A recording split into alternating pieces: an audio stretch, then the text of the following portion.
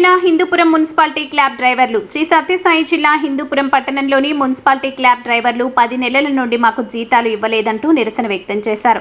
తమ వాహనాలతో ర్యాలీ నిర్వహించారు. బండికి పెట్రోల్కు డబ్బులు ఉంటాయి, మాకివ్వడానికి మాత్రం లేవంటున్నారు. మా కుటుంబాలను మేము ఎలా పోషించాలి, ఎలా బ్రతకాలి అంటూ ఆవేదన వ్యక్తం చేశారు. వెంటనే స్పందించి మాకు న్యాయం చేయాలని కోరుకున్నారు.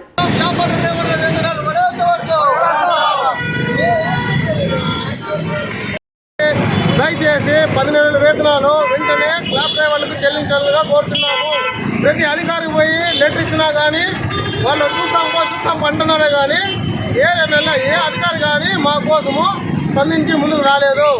గత ప్రభుత్వం 7 నెలలు, ఈ ప్రభుత్వం నుంచి వచ్చిన 3 నెలలు, ఇప్పుడు 4 నెలలు గడుస్తుంది. 11 నెలల వేతనాలు మాకు ఇవ్వడం లేదు. దానికని ఈ రోజు నుంచి సమ్మె చేయడం జరుగుతున్నది. అంటే మేము కాదు, 1 నెల కాదు, 2 నెలలు కాదు, 10 నెలలు అయింది. శాలరీ లేకుంటే మేమేం చేయాలా? ఇంటి సంతానం తిరిగేది ఏమొద్దు, చూసుకోండి.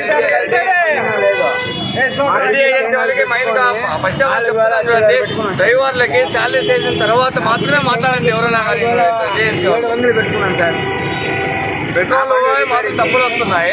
పెట్రోల్కి ఎలా వస్తాయి? పెట్రోల్కి ఎలా వస్తాయి చెప్పండి. డైలీ పెట్రోల్కి ఎలా వస్తాయి చెప్పండి. మాత్రం లేవు.